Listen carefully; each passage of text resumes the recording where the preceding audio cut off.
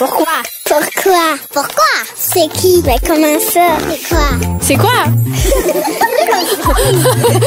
C'est juste drôle. Mais comment ça? Mais comment ça? C'est qui? C'est quoi? Bonjour, je m'appelle Eden Thériault. Je suis en 4e année à l'école Saint-Basile dans la classe de Mme Cédicia Pelletier. Ma question est, pourquoi on fait des rêves lorsqu'on dort? Merci.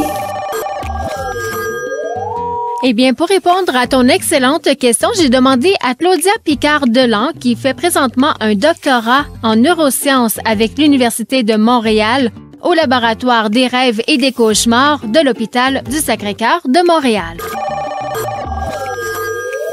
Ça, c'est vraiment la grande question à laquelle on essaie tous de répondre quand on étudie les rêves. Donc, est-ce que le rêve a une fonction? En gros, ça demeure encore un mystère, mais il y a plusieurs théories quand même qui essaient d'expliquer pourquoi on rêve. Puis il y en a une qui ressort particulièrement, que j'aime bien personnellement, qui serait un lien avec la mémoire. Donc, on sait que le sommeil est vraiment important pour la mémoire, donc on pense que les rêves aussi auraient peut-être un rôle à jouer là-dedans.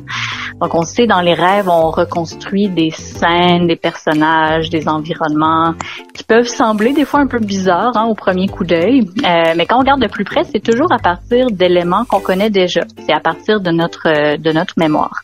Puis vous avez peut-être remarqué qu'on rêve souvent à des choses qu'on a vécues durant la journée, comme un film qu'on a vu récemment qui nous aurait marqué, aux nouvelles personnes qu'on a rencontrées.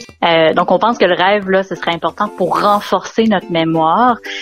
Puis en quelque sorte, c'est notre cerveau qui essaie de faire du sens de ce qu'on a vécu récemment, qui répète, qui digère les nouvelles choses qu'on a apprises. Puis ça nous permettrait de faire des nouvelles associations entre ces choses-là, puis peut-être d'arriver à des nouvelles solutions aussi. Il y a même certaines personnes qui croient que les rêves pourraient nous permettre d'être plus créatifs. D'ailleurs, il y a plusieurs inventions scientifiques comme la machine à coudre ou comme le tableau périodique qui ont été inspirés de rêves. Il y a aussi des artistes ou des musiciens qui se sont inspirés des rêves.